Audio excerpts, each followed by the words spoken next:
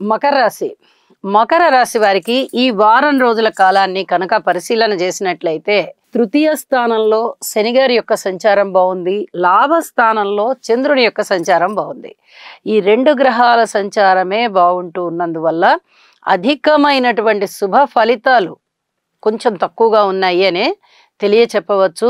అయితే ఈ శని గారి మీద కుజుని యొక్క దృష్టి ఎప్పుడైతే పడుతోందో ప్రయాణాల విషయంలో కానీ, ఏదైనా ఆస్తి తగాదాల విషయంలో కానీ, అన్నదమ్ముల సహాయ సహకారాల విషయంలో కానీ చాలా చాలా జాగ్రత్తలు పాటించుకుంటూ వెళ్ళాలి అని చెప్పి ముఖ్యంగా తెలియజేస్తూ ఉన్నాను. కుటుంబంలో ఐకమత్యం తక్కువగా కనిపిస్తోంది. పితృవర్గ రీత్యా కూడా అంతగా శుభ ఫలితాలు కనబడబోవడం లేదు. శారీరక శ్రమ ఎక్కువగా ఉండేటటువంటి పరిస్థితి కనిపిస్తోంది. దూర ప్రాంత ప్రయాణాలు ఎక్కువగా చేయవలసినటువంటి పరిస్థితి కనిపిస్తోంది. అలాగే భార్యాభర్తల మధ్య అంతగా అనుకూలత కూడా ఉండబోవడం లేదు.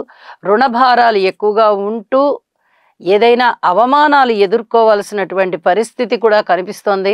అవమానాలే కాదు, అపనిందలే కాదు, కొన్ని రకాల జాగ్రత్తలు తీసుకోవడం ద్వారా ఈ సమస్యని మీరు కొద్దిగా సానుకూలం చేసుకోవడానికి అవకాశం ఉంటుంది అని చెప్పి తెలియజేస్తూ ఉన్నాను. ముఖ్యంగా గురుబలాన్ని పెంచుకోవాల్సిందిగా సూచన చేస్తున్నాను. అది యోగా చేయడం ద్వారా కానీ, లేదా మీకు